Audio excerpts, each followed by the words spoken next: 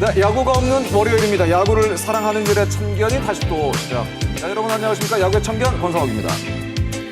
오늘 저와 함께 합리적인 참견을 해줄 세 분 여러분께 먼저 소개해드리겠습니다. 유희관 해설위원, 박용택 해설위원, 그리고 스포츠 서울의 윤세호 기자와 함께하겠습니다. 안녕하십니까? 안녕하세요. 오늘 할 얘기가 아주 많습니다. 서둘러서 먼저 시작을 해보도록 하겠습니다. 앞서서 야구의 참견 유튜브 독립한 거 여러분 다 알고 계시죠? 구독, 좋아요, 댓글 많이 부탁드리겠습니다. 먼저 주제를 발표하기 전에 KBO의 지난 한 주를 달궜던 이슈를 먼저 짚고 넘어가도록 하겠습니다. 지난주 이슈입니다. 지난주 이슈는 ABS 시대에 유희관이 있었다면이 지난주의 이슈였습니다. 네, 지난 한 주 참 많은 이슈들이 있었는데 그중에서도 유희관 의원과 관련된 이슈가 두 가지가 있었습니다. 하나는 저희 채널과도 관련된 그 이슈였는데 헤어스타일 강제로 이발당하셨다고.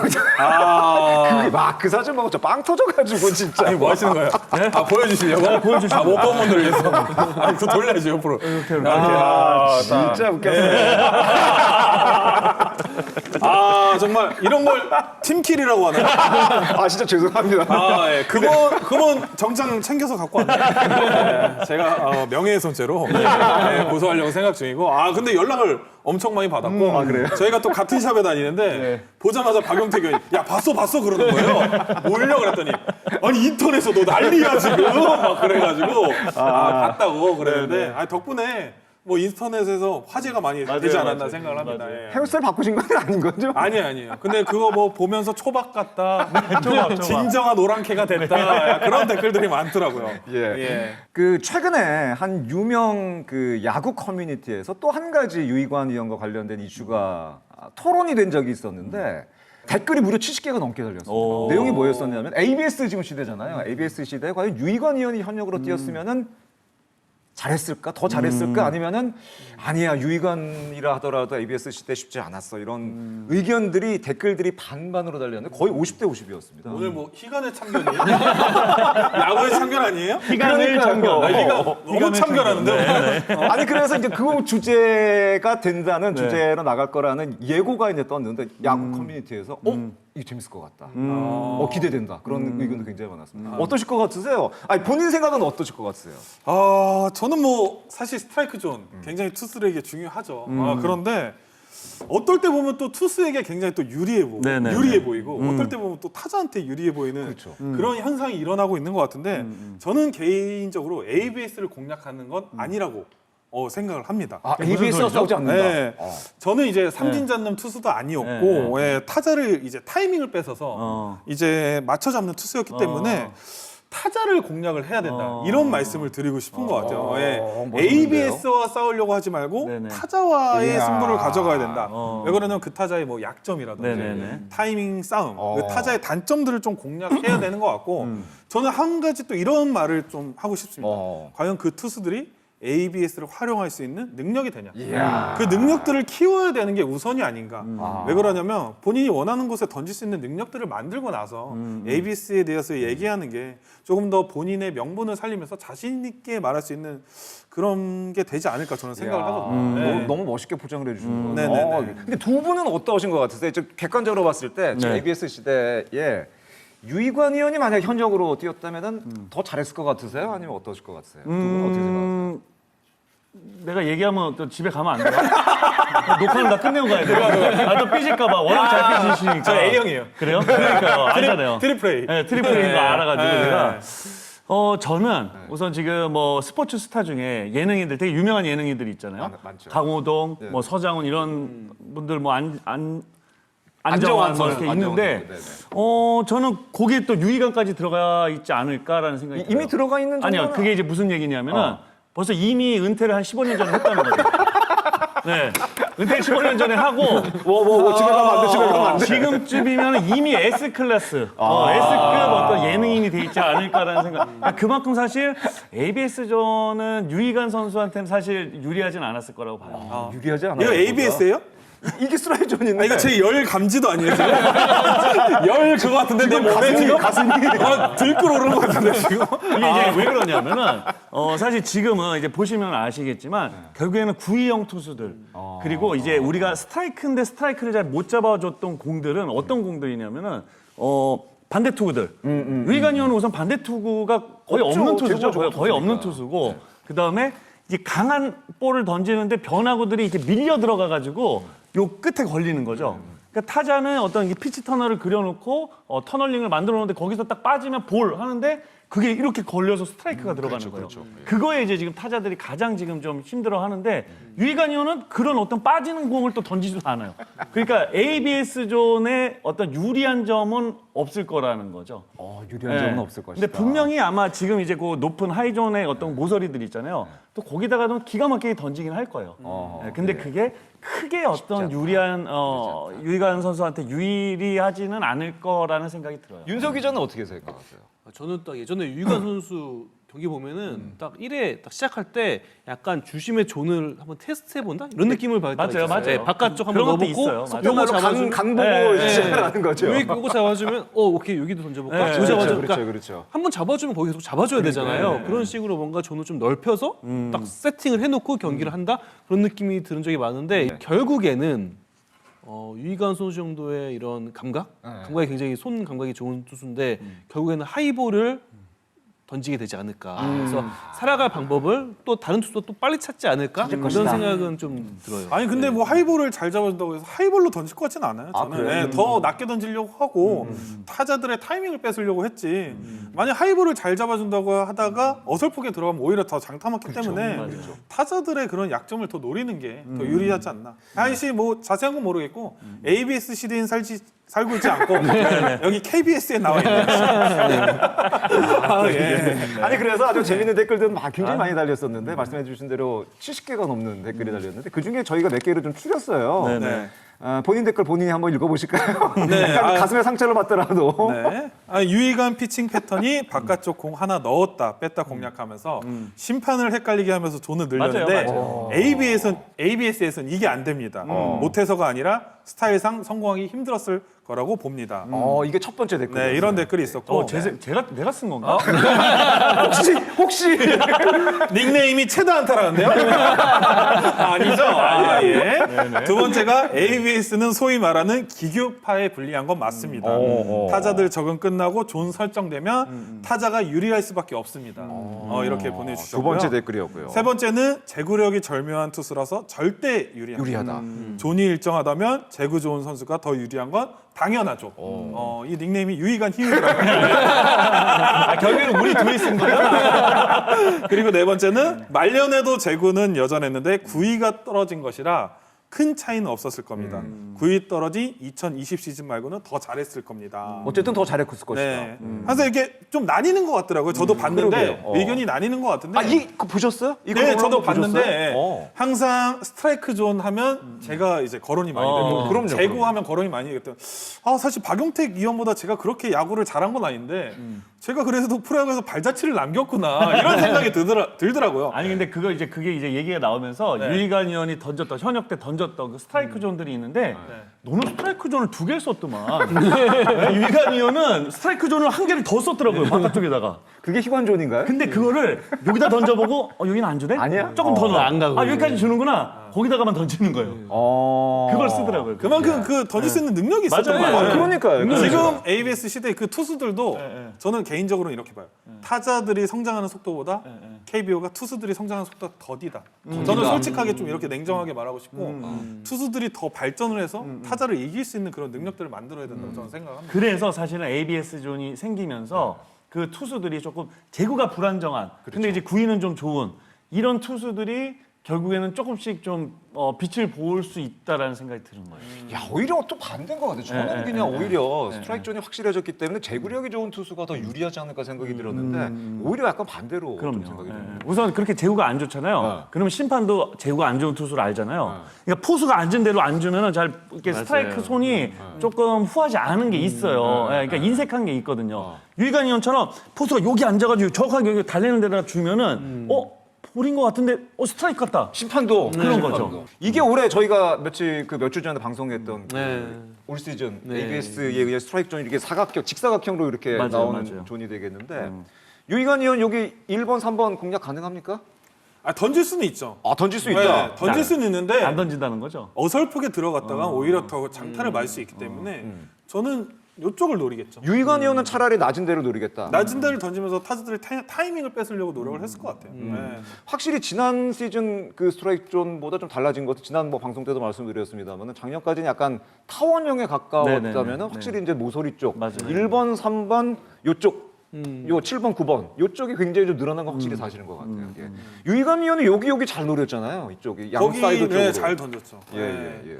아 근데 저도 궁금하네요. 한번 던져보고 싶네요. ABS를 상대로 네, 아니 뭐 제가 복귀할 수 있는 것도 아니고. 많이 저 삐질 거예요. 누가요? 네, 유희관이. 누구한테요? 나 이미 삐졌어. 말 시키지 마. 아니, 근데 아까 그 윤수혁 기자가 얘기한 것처럼 진짜로 심판의 그 경기에 따라서 그 심판에 따라서 스트라이크 존이 약간 차이가 있는 것을 경기 시작을 하면서 약간 좀 간을 보고 시작했던 게 맞기는 맞는 건가요? 그렇죠. 이제 이 심판분들마다 높은 공을 잘 주는 심판분들이 있고 사이드를 잘 주는 심판분들이 있고 맞아요. 낮은 볼을 잘 주는 맞아요, 심판분들이 있기 때문에 그거를 많이 이용하려고 했죠. 근데 그게 사실 뭐 제가 남들보다 구속은 떨어지지만 제구가 좋기 때문에 그거를 제가 심판분들 성향에 맞춰서 던졌는데 그래서 한간에는 뭐 항상 뭐 희간존이다 맞아요. 뭐 이런 얘기가 있었는데 제가 누구보다도 뭐 스트라이크 안 들어가면 마운드에서 표정 변화가 심한 맞아요, 투수인데 맞아요. 심판분들이 저를 위해서 스트라이크를 더 네. 후하게 잡아주고 희간존이 있을 수가 없죠. 그러니까 사실 이렇게 네. 그렇게 크게 이쁜 상은 아니었어요. 오늘 밉살. 저는 개인적으로는 유희관 의원이 스트라이크 존, ABS 존 잘 활용 잘했을 것 같다는 생각이 들기도 합니다. 그래서 제가 야참을 자주 나오나 봐요. 아니 그러면 이번에 반대로 한번 해볼게요. 박용택 의원 잘했을까요? ABS 시대 어떨 것 같으세요? 두 분 어떻게 생각하세요? 먼저.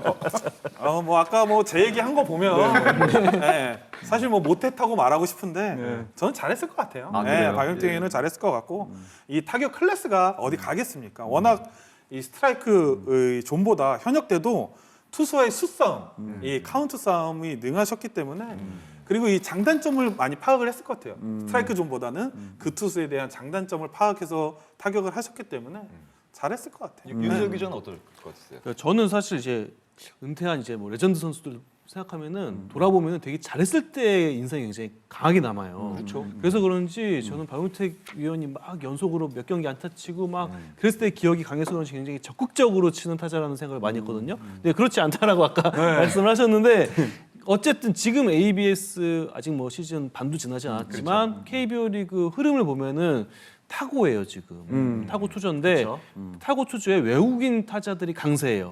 이걸 두고 현장에서 하는 얘기가 ABS는 좀 적극적으로 치는 타자들이 유리한 면이 있다 분명. 그리고 뭐 SSG 같은 경우에는 투 스트라이크로 몰리기 전에 그냥 적극적으로 배트 나가는 게 좋다 이런 얘기를 한다고 해요. 그래서 적극적으로 나간다 배트가 박용택 의원 잘했을 때 적극적으로 나갔던 것 같은데 그래서 좀 저는 근데 기본적으로 야구 잘하는 선수는 ABS 대도 잘합니다. 네. 그렇게 생각합니다. 본인은 만약에 그렇다면은 ABS를 상대로 해야 된다면은 어떻게 공략을 했을 것 같으세요? 우선 사실 공략은 달라지지 않을 거예요.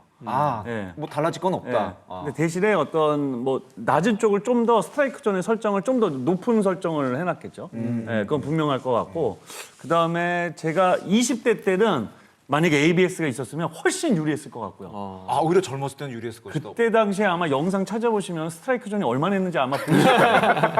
거의 태평양전이었어요. 태평양전. 일찍 태어났어야 되네. 그때 만약에 맞아요. 반대로 얘기해서 유희관 의원이 만약 그때 현역이었다면은 한 220승 정도. 정말 배트가 닳지 않을 정도까지도 포수가 가서 앉아서 딱 들어오면은 그런 스트라이크를 좀 많이 줬었고 실제로 아까 외국인 타자 그런 얘기를 했었잖아요. 실제 이거는 메이저리그에서도 뭐 공공연한 어떤 얘기들인데 그러니까 신인급들 또는 뭐 새로운 외국인 선수들 약간 야박한 게 있죠. 네, 좀 약간 그런 게 있고 베테랑들 좀 슈퍼스타들 조금 후해지는 게 있고 실제로 저는 20대 때는 억울한 게 너무 많았거든요. 어느 정도 가다가 한 30대 중반 이후로는 이거 스트라이크 안 주네? 사실은 이런 것들이 좀 있었어요. 네. 그래서 20대 때는 지금 ABS전이 훨씬 좀 유리했을 것 같고 30대 때는 굳이 유리했을 거 없을 것 같고 그 이제 개인적인 어떤 타격 메커니즘으로 봤을 때는 사실 ABS전이 저한테 그렇게 크게 유리하진 않았을 것 같아요. 저는 높은 볼을 치면 안 되는 타자였거든요. 그 지난주에 사실 그 얘기를 했었어요. 저희가 그 슈퍼스타전, 고참전, 신인전 네, 그리고 네, 네, 스타콜 이런 것들이 없어지면서 최근에 젊은 선수들이 오히려 더 좀 빛을 보고 있는 거잖아요. 그런 얘기를 저는 했는데 충분히 그런 거 가능성이 인정할 있다. 수 있어요. 맞습니다. ABS가 갖고 있는 그런 건 분명한 장점인 네. 것 같습니다. 예. 박용택 위원, 유희관 위원 모두 사실은 KBO에서 아주 큰 족적을 남긴 선수들이기 때문에 어떤 변화에도 잘 적응을 하고 또 재기 대응을 아마 잘 보여줬을 거라는 그런 생각이 저도 들고 많은 팬들도 아마 그렇게 동감하지 않을까, 공감하지 않을까 생각이 듭니다.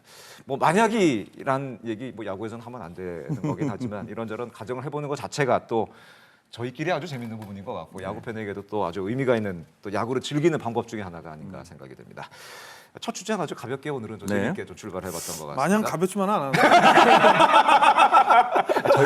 저희는 아주 재밌었던 트리플 A. 일부러 지금 조회수 올리려고 지금 이런 주제를 하신 거 아닙니까? 알겠습니다. 자, 그럼 오늘 주제로 바로 이어가도록 하겠습니다. 예. 이번 주 주제입니다. 이번 주 주제는 나는 천재니까 김도영 그리고 김범석입니다. 네, 이번 주 주제는 말씀을 드린 대로 최근에 KBO 리그에서 가장 핫한 두 명의 타자죠.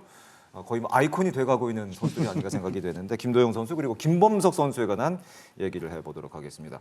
두 선수가 2003년생, 2004년생입니다. 예, 21살, 20살. 네. 와, 대단한 것 같은데 지난 2021년이었죠. 지난 2021년 야구에 참견에 김도영 선수가 그 당시에 30 얘기도 했었고 1번 타자 타율 뭐 이런 얘기도 했었던 김도영 선수인데 저는 제 자신이 장타를 칠 수 있다는 그걸 알기 때문에 목표는 20개 치려고 하고 있습니다. 30 홈런에 30 도루, 30을 할 거냐 아니면 타율 3할 8푼 5리.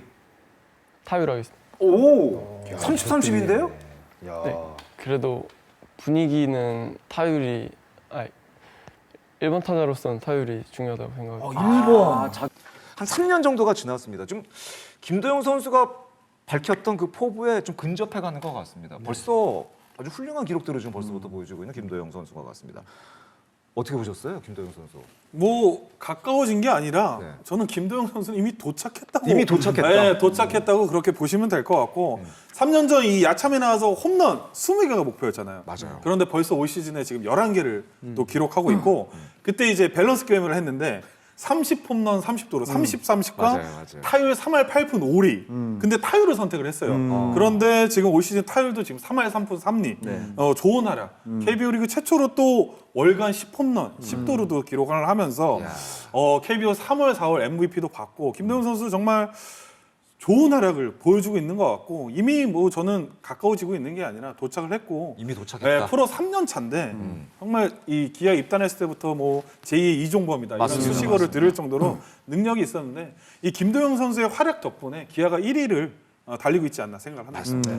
김범석 선수도 마찬가지입니다. 김범석 선수는 지난 2023년 드래프트 당시에 참여석 단장이 김범석이기 때문에 뽑았다. 김범석은 한국 야구의 대명사가 될 것이다. 뭐 이런 얘기를 했다고 하는데 아주 극찬이었습니다. 그 맞습니다. 정도면. 네.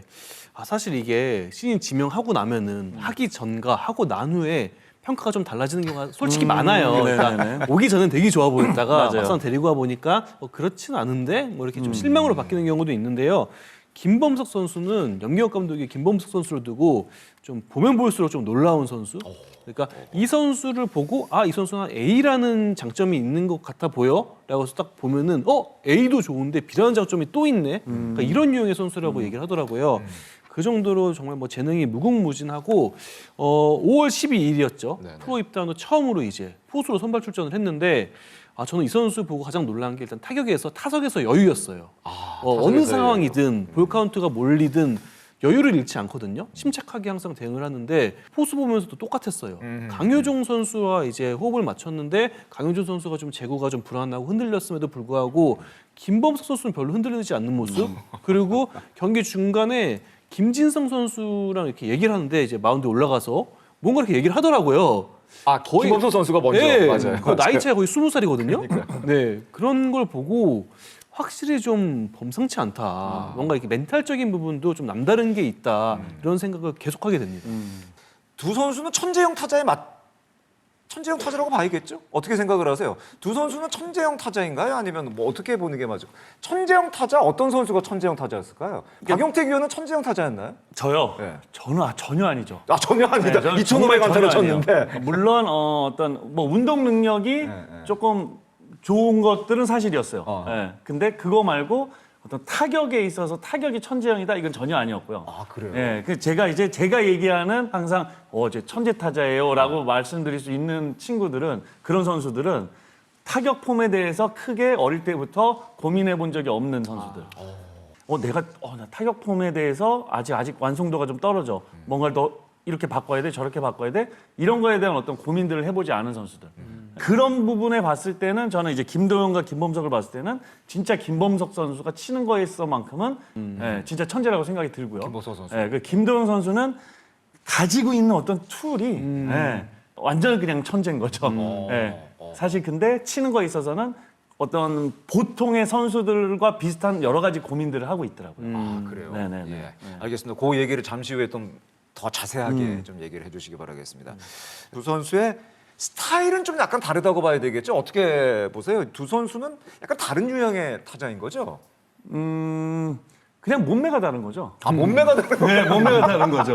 몸매는 완전 다르죠. 네, 몸매가 다르고 그다음에 포지션도 다르고. 그렇죠. 네. 예. 그리고 이제 뭐 김도영 선수는 이제 어떤 뛸 수 있는 주자로서의 어떤 매력도 넘치는 선수인 거고 김범석 선수는 진짜 어떤 타석 안에서의 매력이 그냥 뭐 넘치는 선수인데 저는 어쩌면 그 두 선수들이 이제 그 시즌을 좀 거듭하면서 이제 좀 경쟁하는 어떤 분야들이 저는 많이 생길 거라는 생각이 들어요. 아, 두 선수가 부딪히는 네. 부분이 있을 거죠. 어떤 부분에서 뭐 예를 부딪힐 거- 들면 예. 완전 다른 유형의 선수들이죠. 이거는 사실 뭐 진짜 2대0과 2대5예요. 이거 진짜 완전 다른 유형이죠. 네, 하지만 김도현과 김범석은 뭐 어떤 홈런 타이틀, 무슨 뭐 장타율 타이틀, 어떤 뭐 OPS 타이틀, 뭐 타점 타이틀 이런 부분에 있어서 그냥 진짜 누가 최고 타자가 될까라는 거에 이 두 선수가 뭐 충분히 겨룰 수 있는 선수다라고 생각이 들다는 거죠. 얼마 전에 박용택 위원이 김범석 선수를 두고 타격 기술이 오히려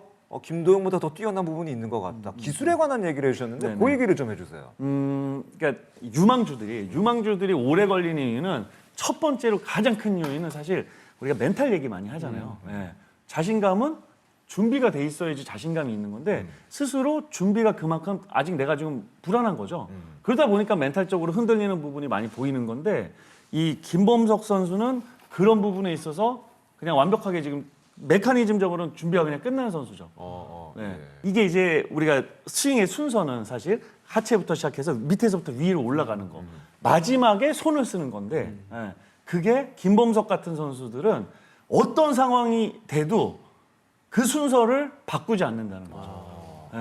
박용택 위원이 그 좋은 투수가 등장을 하면 항상 그 얘기를 저 선수의 공을 타석에서만 보고 싶다. 한번 상대를 해보고 싶다. 그런 얘기를 가끔가다 하는데 유희관 의원은 김범석, 김도영 선수를 보면서 내가 마운드에서 저 선수와 상대하면은 어떨까? 혹시 그런 생각 해본 적 있으세요? 뭐 제가 은퇴를 했기 때문에 뭐 딱히 상대라면 어땠을까 이런 생각은 안 해봤을 것 같아요. 그래요? 근데 만약에 상대했으면 두 선수 다 까다롭지 않았을까요? 김도영 선수는 워낙 또 이 손목힘과 허리 회전 능력이 좋기 때문에 좀 컨택 능력도 좋고요. 그래서 까다로웠을 것 같고 그리고 이제 또 루상에 나가면 이 주루 플레이가 굉장히 또 좋기 때문에 많이 까다로울 것 같고 김범석 선수는 제가 최강야구에서 붙었던 적이 있어요. 네네. 네, 그래서 제가 그때 홈런을 맞았어요.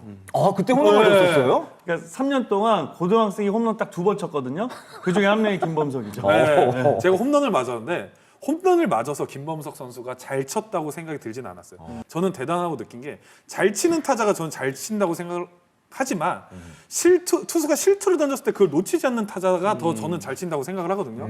제가 던졌을 때 그 공을 놓치지 않고 홈런으로 받아치는 모습을 보면서 가서도 잘하겠다 이런 생각이 좀 많이 들었던 것 같습니다. 그 전에 파워 홈런도 왜 150m짜리 맞았잖아요. 그 고척돔 지붕이 뚫릴 뻔했어요. 정말 지붕이 뚫릴 됐어요? 뻔했던. 그 얘기가 듣고 싶어서 오늘 예민하시네요. 자기가 더 예민하죠. 자기라니요. 이게 워낙 드래프트 때부터 화제를 몰고 온 두 선수이기 때문에 뭐 기아 팬들도 그렇고 또 LG 팬들도 그렇고 두 선수에 대한 어떤 좀 기대 이런 것들이 굉장히 크지 않을까 생각이 드는데 구단도 두 선수에 대한 그림을 좀 확실히 그려놓을 필요는 분명히 있는 것 같아요. 네, 뭐 사실 기아도 그렇고 LG도 그렇고 이 두 선수는 구단 내부적으로 최고 클래스의 유망주예요. 어떻게든 잠재력을 터트려야 되는 그런 선수인데 일단 김도영 선수는 그러니까 올해 캠프에서 좀 어떤 과정을 거쳤는지 제가 알아보니까 기아 내부적으로 좀 작년까지 물음표였던 게 김도영 선수의 타구 속도래요. 타구 속도가 거의 나성범 선수급으로 나온대요. 근데 이 타구 속도면 물론 당연히 장타가 더 많이 나오고 장타율도 높아야 되는데 그렇게 결과가 안 나오니까 어디에 문제가 있는지 우리가 좀 찾아보자 해가지고 내린 결론이 약간 김도영 선수한테 캠프 내내 약간 외야 플라이 치는 느낌을 한번 좀 쳐봐라 이런 주문을 했대요. 뭐 너무 세세하게 뭘 바꾸는 게 아니라 그냥 느낌을 그런 느낌을 한번 가져봐라고 했는데 그러면서 좀 자연스럽게 좀 타구의 공의 밑을 좀 때리는 그런 게 나왔다고 하는데요. 그러니까 결론은 뭐냐면은 이 선수의 메커닉을 막 바꾼 건 아니에요. 그냥 약간 느낌의 변화? 요 정도만 줬는데 지금 이 타구 속도에 비례하는 장타가 터지는 거죠. 그리고 수비 포지션. 원래 김도영 선수가 시즌 때는 3루와 유격수를 좀 같이 좀 번갈아서 나왔잖아요. 근데 이제는 3루에 거의 고정이 됐는데 맞습니다. 홍세한 타격 코치가 이런 얘기를 하시더라고요. 아무래도 3루에만 출전하는 게 타격 컨디션을 좀 여유를 갖는 거, 집중하는 거, 타격에 집중하는 데에도 분명히 좀 효과적으로 될 것이다, 효과적일 것이다 이런 얘기를 했습니다. 수비 포지션을 정해놓고 시작하는 거죠. 그렇죠.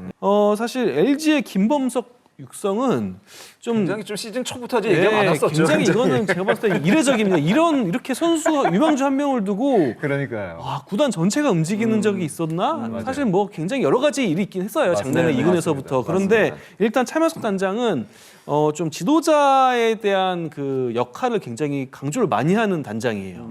그래서 그런지 김범석 선수가 딱 입단하는 시기에 맞춰서 박경환 배터리 코치를 영입을 합니다. 그리고 염기혁 감독 또한 작년 시즌 막바지부터 한국 시리즈까지 엔트리 하나를 그냥 김범석 선수한테 줬어요. 이거는 전략적으로 뭘 쓰겠다가 아니라 그냥 투자의 개념인 거예요. 결국에는 이거의 목적이 뭐였냐면 올해 김범석 선수를 야수진의 플러스 알파로 적극적으로 활용한다였어요. 일주일에 한 번은 포수로 선발 출장, 그리고 1루수, 지명타자, 때론 대타. 이렇게 하면은 자연스럽게 야수진 전체가 체력 안배가 또 되잖아요. 그렇죠. 그러면서 네. 김범석 선수한테 경험도 쌓게 하고 야수진 체력 안배도 시키고 그러면서 작년에 주전 몰빵 야구를 해서 좀 후회가 많았다라고 했는데 이걸 이제 자연스럽게 탈피할 수 있도록 이런 식으로 이제 김범석 선수를 기용하려는 계획을 세웠는데 뭐 캠프 때 또 좀 사건이 있었고 그랬지만 결과적으로 지금 네. 이때 이 계획이 실행이 되고 있습니다. 그러니까 LG에서 이례적이죠. 네. 사실 그랬던 적이 없었는데 이례적으로 김범석 선수한테 하는 건 그러니까 바꿔 생각하면은 김범석 선수만한 신인은 없었다는 얘기예요. 그만한 가치가 있었다는 얘기가 되겠죠. 막상 들어와서 보니까 야 이거는 우리가 봤던 것보다 더 대단하네라는 좋다. 걸 가지고 있는 거죠. 그러니까. 네. 그럼 이제 지금부터는 프로야구의 새로운 아이콘으로 떠오르고 있는 두 선수 김도영, 김범석 선수의 어떤 타격의 특징 이런 것들을 저희가 좀 더 상세하게 살펴보도록 하겠습니다. 박용태 해설위원이 오늘 간만에 방망이 좀 잡으셨죠? 네, 뭐 사실 방망이는 매주 잡고 있고요. 네. 스튜디오에서 아주 오랜만에 또 방망이 한번 잡아보겠습니다. 알겠습니다. 네. 두 선수의 특징 좀 자세하게 좀 설명 좀 부탁드리겠습니다. 네, 이제 본격적으로 두 선수 타격에 대해서 집중 분석하는 시간을 갖도록 하겠습니다. 박용택 위원이 스튜디오에서 오래간만에 방망이 지금 잡았습니다. 두 선수에 대해서 좀 비교해 보시고 또 네. 분석까지 좀 부탁을 드리겠습니다. 먼저 김도영 선수 얘기부터 시작을 해보도록 하겠습니다. 김도영 선수가 지난 시즌과 타격폼이 좀 바뀌었나요? 큰 틀에서 보면 사실 타격 폼이 바뀌었다라고 말하기는 좀 어려울 것 같고요. 아, 그래요? 네, 근데 이게 보통 이제 느낌과 현상이라는 제가 얘기를 좀 자주 하는데 그러니까 느낌은 이제 타자가 가지고 있는 어떤 느낌적인 그 이제 느낌이고 현상은 지금 일어나는 현상인데 김도영 선수는 느낌을 바꿨더니 현상이 바뀌었어요. 오. 네, 그러니까 어떤 그 현상 자체를 바꾸려고 하지 않았고 그냥 느낌적인 부분들을 몇 개를 좀 수정을 했는데 그랬더니 이 모습 전체가 바뀐 모습. 어허. 네, 그게 이제 구체적으로 이제 몇 가지들이 있는데 네네. 우선 첫 번째는 김도영 선수 지금 이제 타격폼 이렇게 계속 나오고 있잖아요. 사실 올 시즌에 치는 것들을 보면은 하이 피니시가 엄청나게 잘 됩니다. 지금 보시면은 피니시가 거의 귀 옆으로 올라가죠. 치고 나서 귀 옆으로 이런 피니시가 돼요. 어허. 네, 이런 피니시 되는 동작들이 많은데 그만큼 스윙의 길이 업스윙이 잘 되고 있다는 거죠. 네, 업스윙이 잘 되는데 이게 이제 타구 스피드가 워낙 좋은 타자인데 지난해 그렇게 뭐 생각보다 기대만큼 많은 어떤 장타가 없었고 그렇죠. 네, 어떤 훨씬 더 좋은 성적이 나야 되는데 그게 안 나다 보니까 이제 이범호 감독이 이제 타격 코치 할 때 그냥 공을 그냥 아주 심플하게 공 띄워라. 그 얘기했잖아요. 네네, 공 맞아요. 띄워라. 플라이볼 쳐라 계속. 그러다 보니까 그냥 그런 느낌을 가지고 치다 보니까 자연스럽게 피니시가 이렇게 올라가는. 그러니까 의도적으로 하이 피니시를 만든 것이 아니라 아니죠. 네. 하다 보니까 띄우기 그렇죠. 위해서 만들어가는 과정에서 네네네. 결과적으로 맞아요. 하이 피니시가 나왔다. 네, 제가 좀 약간 집요하게 좀 몇 가지를 물어봤거든요. 얼마 전에 김도영 선수 인터뷰하셨다고 그랬어요. 네, 맞아요. 그러면서 예. 이제 좀 집요하게 좀 뭔가 몇 가지 물어봤는데 우선 스탠스도 사실 김동훈 선수는 조금 넓었습니다. 예, 지난해에는. 그러다 보니까 이제 레그킥을 할 때 중심이 다시 이렇게 이제 모으는 동작인데 이게 다시 어떤 중심 이동이 왔다가 다시 나가야 되는 부분들이 있는 거예요. 그러니까 조금 이게 편한 느낌은 아니죠. 그래서 스타일들을 좀 서 있을 때 좀 편하게 서 있는 느낌으로 섰더니 자연스럽게 좀 좁아졌어요. 그리고 레그킥을 한 이후에 그러니까 자연스럽게 체중 이동이 되는 건데 그러면서 이 체중 이동이 또 아주 원활하면서 공격적으로 바뀌었어요. 지금 보시면 영상이 뒷다리 어디까지 오지나 보세요. 그러니까 제자리에서 턴이 아니고 뒷다리가 이만큼씩 따라 들어오는 거죠. 지금도 보시면 레그킥 하고 스트라이드 공격적으로 나가서 앞쪽으로 중심이 확실하게 넘어가는. 그러니까 이런 것도 또한 그냥 이것만 편하게 섰을 뿐인데 중심 이동이 더 과감해졌다는 거죠. 예. 이제 그런 부분들이 막 바뀌었는데 그리고 이제 제가 좀 깜짝 놀란 부분이 있습니다. 이제 연습 전 어떤 드릴들, 예. 그런 루틴들을 몇 가지를 만들었다. 이제 그러면서 첫 번째로 얘기한 게 제가 가장 많이 얘기하는 것들이고 김동훈 선수가 그 얘기를 첫 번째로 하는데 제가 됐다. 그 한마디요. 네. 어떤 얘기였었나요? 손을 안 쓰려고 해요. 네. 저는 타격 얘기하는데 손목 힘, 뭐 손목 활용 이런 얘기하는 분들하고 사실 타격 얘기 잘 하지 않습니다. 사실은 있지 않는 얘기예요. 네. 그냥 마지막에 쓰는 게 손이기 때문에 어떤 손목을 좀 잘 쓴 것 같고 손목에 힘이 좋아 보이는 거지만 사실은 모든 타격은 손목으로 쓰는 게 아니거든요. 투수가 공 빠른데 손목 힘이 좋아서 공 빠르지 않잖아요. 똑같은 얘기예요. 네. 근데 김동훈 선수 손을 쓰지 않겠다. 그러면서 그러기 위해서 이제 이런 루틴들을 가져간다는 거죠. 방망이를 그렇게 잡고. 그렇죠. 이렇게 잡아서 그대로 그냥 이렇게 미는 거예요. 손목의 활용을 최대한 억제하는 거죠. 손목 활용을 그렇죠. 억제하기 위해서 그렇게 최대한 잡고 억제하는. 네. 실제로 이거는 뭐 미국의 많은 타자들이 지금 하고 있는 연습들 중에 또 하나고요. 근데 이제 조금 연세가 좀 있으시다든지 좀 약간 옛날 어떤 스타일들의 분들은 사실 되게 싫어하는 연습도 하나예요. 그래요. 네. 근데 기아 타이거즈는 우선 그런 것들이 타자들마다 각자 뭐 자기가 필요한 부분에 대해서 아주 오픈이 돼 있더라고요. 네. 그래서 이런 연습들을 하고 그다음에 티바도 이렇게 이제 높이들을 하는데 요 연습할 때만 이렇게 높게 친다 하더라고요. 네. 그리고 나머지는 다 이렇게 낮은 티를 그러니까 스트라이크 존 낮은 티를 치는데 깜짝 놀란 게 이제 손 쓰지 않겠다. 그 얘기를 했었고요. 그다음에 두 번째가 손이 그래서 빨랐어요. 작년에는. 네, 그러다 보니까 조금 이런 덮이는 타구들도 많았고 그러다 보니까 공이 좀 덜 떴죠. 네, 그래서 더 하체부터 마지막에 손을 가장 마지막에 쓰는 늦게 쓰는 이제 그런 어떤 연습들을 또 한다. 네, 그래서 최대한 돌리고 치는 연습을. 네, 이게 사실은 스윙의 기본인데 이런 느낌을 가지고 있었던 예전의 타자들은 잘 없거든요. 그래요. 오히려 반대로 몸을 안 쓰고 손을 빼라 그랬었어요. 이런 연습을 했던 뭐 저도 이제 그 어릴 땐 그렇게 배웠었고 근데 김동훈 선수는 또 그 얘기를 하더라고요. 그래서 제가 속으로 야 끝났는데 뭐 이제 더 이상은 끝인데 더 이상 할 게 없는데 이런 생각이 들었습니다. 21살 네, 타자가 그런 거에 대해서 벌써 맞아요. 터득을 하고 준비를 네. 하고 평소 루틴으로 삼고 있다는 맞아요. 얘기인 그러니까 거죠. 그런 것들이 야 이제는 그냥 부상만 당하지 않으면 예. 그리고 이제 안 좋을 때 어떤 멘탈적으로 그런 이제 경험들이 좀 쌓여야 되겠죠. 그런 부분들을 좀 빨리 벗어날 수 있는 것들을 한다면 야 정말 대단한 타자가 나오겠다라는 생각이 들었고 그러니까 지금 이제 영상을 보시면은 이 정말 이 피니시 동작이 제가 그래서 너무 깜짝 놀라서 이 질문을 너무 많이 했는데 선배 씨 저는 사실 일부러 그런 거 아니고요. 그냥 공 띄우려고 다 하다 보니까 자연스럽게 올라갔어요. 이런 얘기를 하더라고요. 박영택 의원이 네. 중계 때 가장 강조했던 부분이 바로 하이 피니시 맞아요. 얘기였었잖아요. 네. 그냥 플라이볼을 치기 위해서 올라갔고 이게 올라가다 보니까 자연스럽게 어떤 랜딩하고 나서의 어떤 시간들도 여유가 생기고 아주 김동훈 선수 그런 부분에 있어서 너무 좋은 방향으로 좀 잘 바뀌었다고 생각이 들어요. 그리고 또 이제 또 놀라웠던 점 이게 마지막으로 놀라운 건데 그래서 그러면 이제 타석에 들어가서 어떤 마음가짐 같은 거 있잖아요. 그렇죠. 투수랑 어떻게 싸우니 물어봤더니 영업 비밀입니다. 야, 그거 진짜 궁금해지는데요. 저는 거기서 그냥 이제는 더 이상 할 거 없다. 영업 비밀이 있다는 건 자기만의 뭔가가 있다는 있는 얘기인 거죠. 거잖아요. 네, 있는 와, 거죠. 네. 그래요. 와, 21살 선수가 음. 야, 대단하네요. 뭐 두 분은 뭐 궁금한 거 혹시 김도영 선수에 대해서 궁금한 거 혹시 있나요?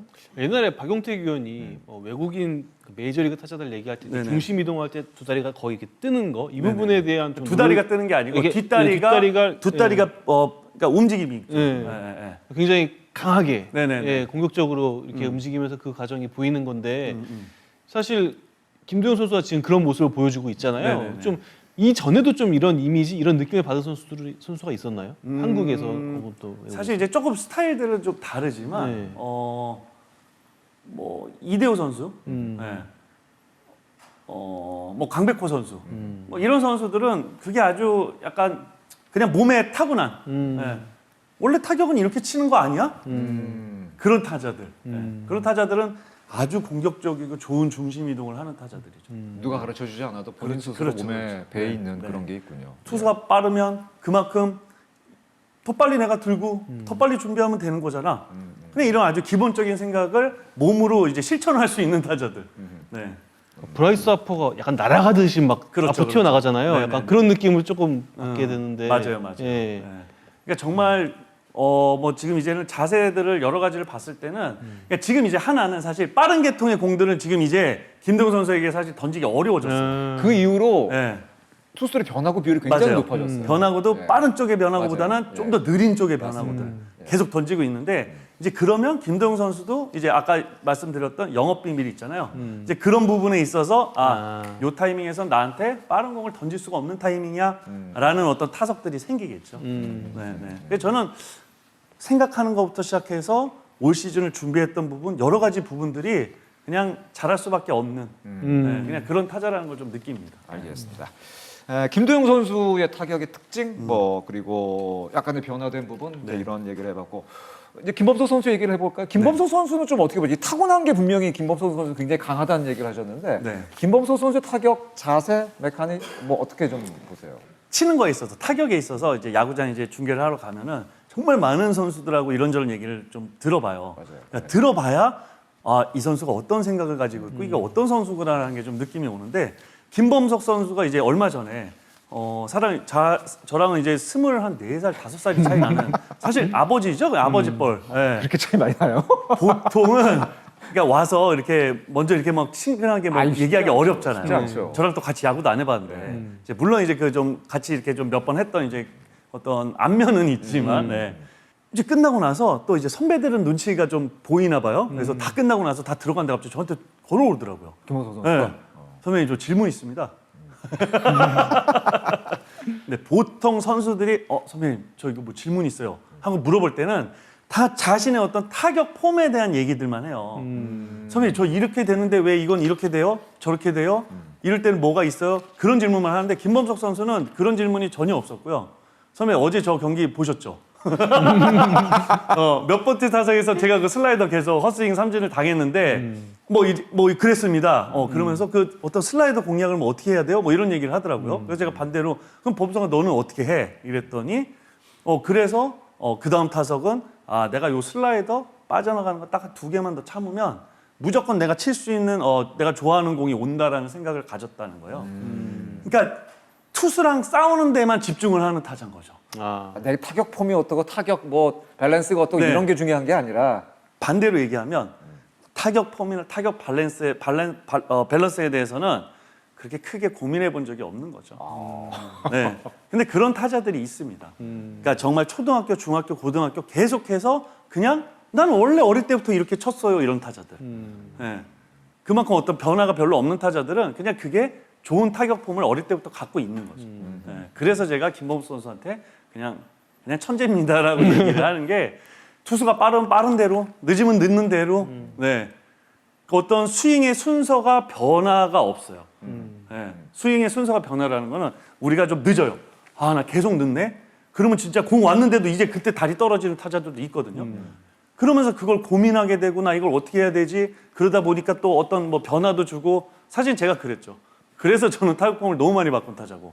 근데 김범석 선수는 그냥 언제나 내가 조금 늦으면 조금 늦는 대로 또 빨리 뭔가 하체를 더 쓰고 조금 빠르면 조금 빠른 대로 또 어떤 그 움직임을 좀 어떤 시간을 좀 잡아내는 그런 어떤 능력들도 있고 그런 것들이 그냥 천재 같아. 지금 보시면 이게 지금 투심 패스볼 몸쪽인데 우측 라인 선상으로 상당히 중요한 타점을 올렸던 장면이에요. 몸쪽 공을 밀어낸 장면. 네. 이게 이제 우리가 기술적으로 공의 안쪽으로 들어가는 게 가장 어렵습니다. 이제 공이 있으면 공의 안쪽으로 들어가서 이렇게 밀어낼 수 있는 거죠. 근데 이걸 사실 밀어낸다기보다는 그냥 스윙의 순서에 맞게 치고 마지막에 잘 풀린 건데 요게 이제 손을 쓰면 보통 이렇게 걸리죠. 이렇게. 이렇게 걸리면 이렇게 그냥 우리가 소위 얘기하는 죽어있는 공이라고 얘기를 하거든요. 배팅볼 투수가 던져주는 공은 잘 치게 던져주는 공. 그러니까 죽어있는 공이라고 얘기하는 그거는 어떻게 쳐도 됩니다.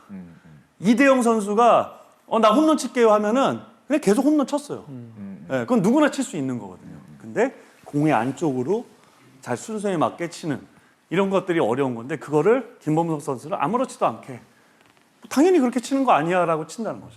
두 선수 모두 어떤 홈런, 굉장히 인상적인 홈런을 사실은 굉장히 많이 때려냈는데 두 선수가 때려낸 홈런의 타격적인 면에서 봤을 때 어떤 차이점이 있다고 보세요? 어떻게 보세요? 지금 이제 두 선수가 이제 타격 자세인데 사실 잘 치는 타자들을 이 중요한 포인트마다 이렇게 좀 잘라서 보면 지금 보세요. 지금 김범석 선수도 중심 이동이 정말 엄청납니다. 김동우 선수도 자 랜딩하고 하체부터 쓰고 뒷다리 잘 따라오고 자 김범석 선수 뒷다리 저만큼씩 따라오는 거 보세요. 그러니까 저렇게 과감하게 20살의 선수가 스윙을 한다는 것 자체가 사실은 좀 놀라운 거거든요. 지금 공이 바깥쪽에 이제 슬라이더 정말 어려운 공인데 이때는 김범석 선수가 그것만 보고 들어갔다고 하더라고요. 그런 면에서 남다르구나. 좀 그런 생각이 드는. 근데 두 선수 모두 똑같아요. 김대웅 선수도 지난해에 이게 손목을 좀 빨리 썼던, 그러니까 빨리 덮였던 그런 부분이 있었는데 올 시즌 그게 상당히 좋아졌고 김범석 선수도 이제 자신이 조금 욕심내는 어떤 타이밍들, 소위 이제 뭐 제가 가장 많이 듣는 얘기 중에 하나인데 그 욕망 스윙 같은 거, 욕망 막 이렇게 붙어 올라가지고 그런 걸 할 때 김범석 선수도 손목이 빨라요. 손목을 좀 빨리 풀죠. 이제 그런 것들만 스스로들이 잘 느낀다면은 진짜 이런 타자 이렇게 뭐 매년 볼 수 있는 타자들 아닙니다. 저런 큰 차격에서 네. 저런 스윙이 나올 수 있는 어떤 비결? 그럼 그 어떤 것에서 봐야 될까? 김도영 선수의 차격적인 차이는 분명히 있잖아요. 그러니까 이게 예를 들어 좀 체격이 큰 선수인데 되게 부드러운 느낌의 선수들이 있잖아요. 이대호 선수가 뭐 이대호 선수가 아주 대표적인 선수인데 그게 강하지 않아서가 아니고 빠르지 않아서가 아니고요. 그냥 순서가 물 흐르듯 좋은 순서를 가지고 스윙을 하기 때문에 그렇게 보이는 거예요. 결국 순서의 차이다.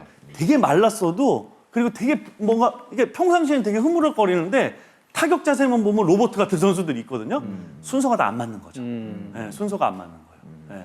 하체부터 시작해서 따다다다다다다다다다다다 빵 하고 풀리는 이 순서가 안 맞는 거죠. 그러니까 그냥 딱 봤을 때 한눈에 봤을 때 뭐 타격폼이 왜 이렇게 딱딱해 보여? 이런 느낌이 드는 거죠. 근데 지금 두 선수는 보시면 뭔가 물 흐르듯한 어떤 그 스윙 순서가 계속 다 맞잖아요. 근데 이런 스윙을 아주 일관되게 꽤나 많이 일관되게 그런 스윙을 할 수 있는 타자들이다. 그러니까 이런 타자들 치는 거 보면은 물론 이제 저 지금 계속 야구를 하고 있는데 그러면 저도 또 뭘 바꾸고 있더라고 집에서. 근데 그러고 이제 막상 해보면 나는 이런 타자가 있다. 그런 어떤 생각들이 들더라고요. 알겠습니다. 지금 학생 선수들이 만약에 보고 있다면은 두 선수의 어떤 타격 자세, 메카닉 이런 거를 좀 참고하라라고 얘기를 해주시겠어요? 아니면은 좀 다른 선수이기 때문에 자신만의 것을 다시 찾아야 된다고 조언을 해주시겠어요? 스타일에 따라서 스윙이 다르다고는 생각하지 않아요 저는. 가끔 어떤 지도자들이 네가 홈런 타자야? 네가 이렇게 치면 어떡해? 그런 얘기 이렇게 쳐야지. 많이 하죠. 이렇게 치면 칠수록 그냥 못 치는 타자가 되는 겁니다. 그 어떤 발사가가 뭐 예를 들어 진짜 파워가 너무너무 세요. 그럼 한 30도 내외가 가장 좋을 수 있고 나는 그 정도의 파워는 안 가지고 있어? 그러면 20도 내외의 어떤 타구들 또는 뭐 15도 내의 타구들 이제 어떤 그런 정도의 차이들인 거지. 무슨 타격 자세가 바뀌고 야 너는 더 뭐 이렇게 손으로 컨택만 해. 그냥 못 치는 지름길이죠. 못 칠 수 있는 지름길. 아주 기본적으로 잘 갖고 있고요. 실제로 지금 최근에 학생들은 거의 대부분이 사실 아카데미 가서 여러 가지 어떤 도움들을 좀 받는데 실제로 거의 대부분의 아카데미들은 이런 좋은 방향성의 교육을 다 합니다. 네, 근데 이제 간혹 선수들이 그걸 잘 이해를 못하는 선수들이 있어요. 학생들이 겉모습만 보는 거죠. 겉모습만. 네. 또 그냥 외형적으로만 그냥 다리 들어서 와 그냥 크게 이렇게 스윙하면 되나 봐. 이제 이런 생각들을 하는데 이제 그런 것들을 이런 또 세부적인 부분들을 학생들이 좀 잘 알아야 되겠죠. 네. 그런 면에 있어서는 두 선수의 어떤 타격 메커니즘을 좀 더 자세히 들여볼 필요는 분명히 있는 것 같다. 그럼요. 예, 알겠습니다. 정말 일타 강사의 강사를 어떤 강의를 듣는 그런 느낌이었었는데 그러면 두 선수에 대해서 아직 할 얘기가 조금 더 남아 있는 것 같아요. 자리를 다시 또 옮겨서 두 선수에 관한 얘기를 좀 더 이어나가도록 하겠습니다. 네, 다시 자리를 옮겨서 스튜디오에서 좀 더 얘기를 이어나가도록 하겠습니다. 이제 박용택 위원의 두 선수의 타격의 특징, 뭐 메커니즘, 뭐 이런 것들을 좀 살펴봤는데 여러 가지 수비라든가 앞으로 두 선수의 어떤 활약, 뭐 어떻게 활약을 할 것인가, 어떤 포지션으로 갈 것인가 이런 얘기를 좀 더 해봐야 되지 않을까 생각이 됐는데 특히 이 김도영 선수 같은 경우에는 수비 포미션 얘기 아까 뭐 윤석 기자도 이제 3루 지금 고정으로 둔다고 말씀해 주셨는데 그래도 팬들에 대한 기대는 유격수 얘기 사실은 많이 나오고 있는 건 사실입니다. 유격수로의 전환의 가능성은 이제는 없어졌다고 봐야 될까요? 어떻게 보세요? 우선 첫 번째로는 김도영의 기아 타이거즈가 아니잖아요. 아 그렇죠. 기아 타이거즈의 김도영이고 맞습니다. 그리고 기아 타이거즈는 지금 수비를 뭐 KBO 리그에서 뭐 가장 잘한다고 뭐 평가를 받는 선수 중에 한 명인 박찬호 선수가 이제 유격수를 보고 있고. 그렇죠. 네. 그러니까 뭐 만약에 유격수가 누가 마땅한 선수가 없었다면은 김도영 선수를 또 유격수를 분명히 뭐 써봤겠죠. 네. 근데 무슨 박찬호라는 유격수가 있는 거고 사실은 저도 만약에 그냥 아주 그냥 일반적인 팬으로 그냥 김도영 선수의 팬으로서 생각한다면 보고 싶죠, 사실은. 보고 싶긴 하죠, 네, 사실은. 유격수 하면서 막 홈런 50개 때리고 막 도로 한 80개씩 하고 진짜 뭐 인성도 좋고 맞아요. 그냥 진짜 우리나라 역대 없었던 어떤 슈퍼스타를 보고 싶긴 하지만 예, 기아 타이거즈의 어떤 김도영이라면은 지금 여러 가지 상황상 사실 유격수 출전은 쉽지는 않을 거라고 봐요. 알겠습니다. 네. 근데 저는 만약에 기아가 지금 이제 뭐 우승을 노리는 팀이지만 좀 상황이 다르다. 그러니까 리빌딩 팀이다. 그리고 지금 이 무대가 KBO 리그가 아니라 메이저 리그다. 그러면은 저는 김도영 선수가 유격수로 뛸 것 같아요. 그러니까 김도영 선수 스타일이 어떠냐면은 흔히 메이저 리그에서 종신 계약 3억 달러 종신 계약하는 그런 스타일이에요. 네, 공수주가 다 되고 30, 30을 하는 네네. 그런 선수들 지금 메이저 리그 유격수를 보면은 다 3억 달러 이상 이미 장기 계약 네네. 거의 은퇴할 때까지 엄청난 연봉이 보장되는 그런 계약을 맺고 있거든요. 그래서 아마 좀 환경이 달랐다면은 김도영 선수가 유격수로도 긁을 때라면 긁어보는 거죠. 유격수로 재능이 어떤지 해본 다음에 그때 이제 메이저리그 보통 보면은 유격수 출신들 웬만해서는 다 유격수로 먼저 출전을 시켜요. 그런 다음에 안 되면 이제 그때 바꾸거든요. 그래서 그런 과정을 거쳤을 수도 있겠다 이런 예상은 좀 생각은 좀 해봅니다. 야, 그걸 듣고 나서 보니까 10년에 300억짜리 어떠세요, 김도영? 10년에 네, 장기 계약. 그런 거 계약 한번 나왔으면 재밌을 것 같은데. 야, 네. 벌써 장기 계약 얘기가 나오네요. 선배인데 이제. 슬슬 언젠가는 나올 것 같아요. 그런 계약이 우리나라도. FA가 아직도 멀었는데 벌써 장기 계약 얘기가 그럼 나와. 기아 타이거즈가 그렇게 크게 손해 볼 것 같지 않은데요. 아 그래요. 네. 야, 이 얘기는 진짜 뜻한 계약인데. 아직 뭐 김도영 선수는 젊은 선수이기 때문에 어떤 포지션에서 어떤 활약을 보여줄지 아직까지는 또 가능성도 남아 있다고도 볼 수가 있는 것 같은데 사실은 이 수비 얘기를 하면 김도영 선수보다 더 관심 가는 선수는 사실 김범석 선수인 것 같습니다. 아까 일요일 경기에서 이제 포수로 첫 네. 출전을 하긴 했었는데 박용택 위원은 포수로 출전한 김범석 어떻게 보셨어요? 저는 이제 사실 뭐 LG 쪽도 여러 이제 사람들하고 좀 가까우니까 이런저런 얘기를 항상 많이 했거든요. 저는 좀 빨리 보고 싶었었어요. 포수 네, 빨리 김범석을? 보고 싶었었어요. 네.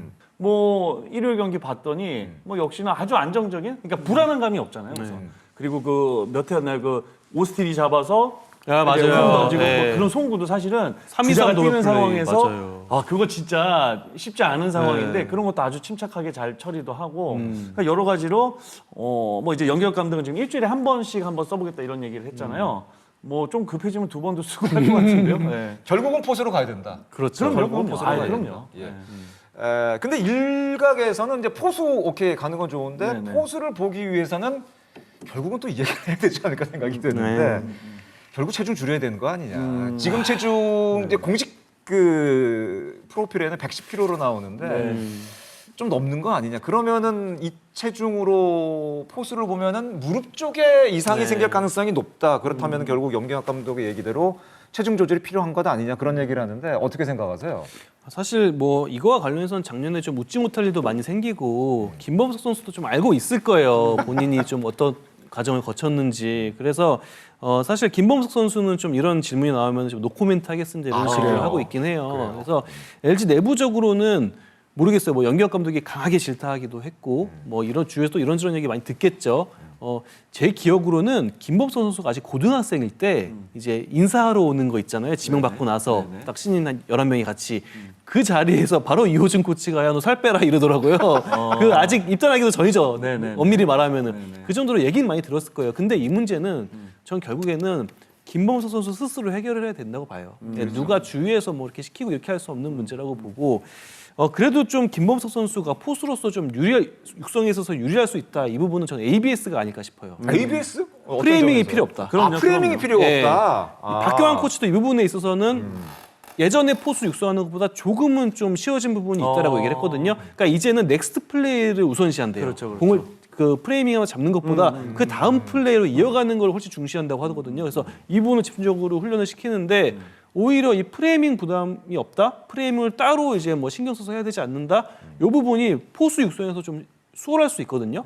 김범석 선수는 지금 ABS 시대를 지금 맞이한 선수니까 오히려 득을 볼 수 있다. 네, 이 부분은 좀 유리할 수 있지 않을까. 뭐 저도 필수라고 생각하지는 않아요. 아, 본인이 플레이를 하고 몸에 무리만 없다면 네, 필수라고 생각하지 않고 그냥 필요하다고 생각을 하는데 김범선 선수 근데 부상 경력이 또 많기 때문에 저는 필수보다는 필요해 보인다고 생각을 하고 사실 이 포수라는 포지션이 쭈그려 앉는 그런 동작들을 많이 하기 때문에 당연히 무릎에 이 무리가 갈 수밖에 없는 상황이고 더 나아가서 궁극적으로는 이 김범선 선수가 더 이 야구 생활, 프로야구 생활을 더 길게 하기, 롱런하기 위해서는 이 건강한 몸이 우선이기 때문에 그럼요. 저는 어느 정도 본인이 좀 본인의 밸런스에 맞는 그런 체중을 만들어야 된다고 생각하고 또 저도 이제 체중 갖고 많이 또 얘기를 들었었어요. 선수 때도. 오늘의 주인공은 유희관인 거예요. 아니 근데 사실 이게 왜 스트레스냐면 사실 선수는 성적에 따라서 평가를 받고 얘기를 들어야 되는데 그러니까 김범석 선수도 입단하기 전부터 그런 얘기를 들었다고 했잖아요. 그러니까 저도 항상 들었던 얘기가 그래요? 조금만 성적이 떨어지면 너 살쪄서 지금 못하는 거야. 살을 빼야 돼. 그런 얘기를 듣는 거예요. 그러니까 경기 외적으로 그런 얘기를 듣는다면 경기하는 것도 스트레스인데 그런 얘기를 듣는다면 경기 외적으로도 스트레스를 받기 때문에 본인이 깨닫고 본인이 조금 더 본인에게 맞는 그런 체중을 만들어가는 게 맞다고 생각합니다. 굉장히 좋은 조언을 해주신 네네. 거예요. 본인도 느꼈던 부분이 있었기 때문에 그런 아주 좋은 조언이 나왔던 것 같은데 어쨌든 간에 그 보면은 현재까지는 어떤 지명 타자 많이 나왔었고 대타로도 많이 나왔었고 일루수는 사실은 좀 아쉽죠. 제가 그래서 네네. 그 내야수들한테 좀 많이 물어봤어요. 최강희 야구 그쪽에서도 또 내야수들한테도 물어봤고 실제로 한 175 정도의 키고 그렇죠, 그 정도 사실 되죠. 또 이제 팔다리가 막 긴 스타일도 아니잖아요. 네. 그러면 이 어떤 좌우 폭이나 높이들 근데 만약에 한 190 가까이 되는 정말 팔다리가 긴 일루수랑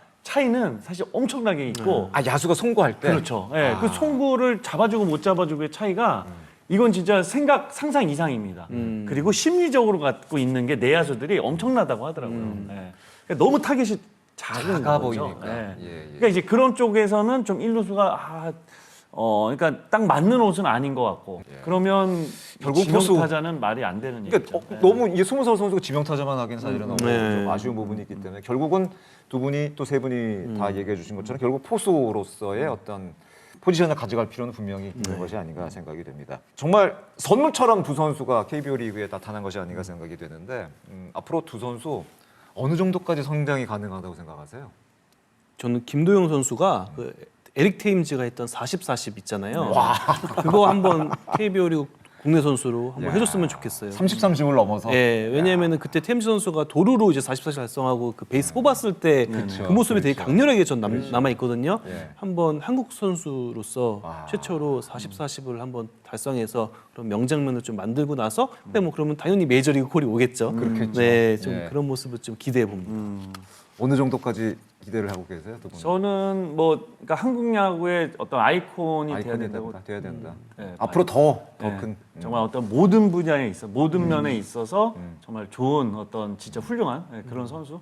어떤 그 숫자로 표현하기에는 조금 담기에는 그렇죠. 예, 그렇죠. 조금 예, 숫자가 설명하는 이상의 네, 것이 맞아요, 분명히 맞아요. 있죠. 네, 맞습니다. 맞습니다. 예, 그런 그런 느낌이 아이콘, 들어요. 아이콘 같은 선수들은 숫자 이상의 것이 분명히 있어요. 네네네.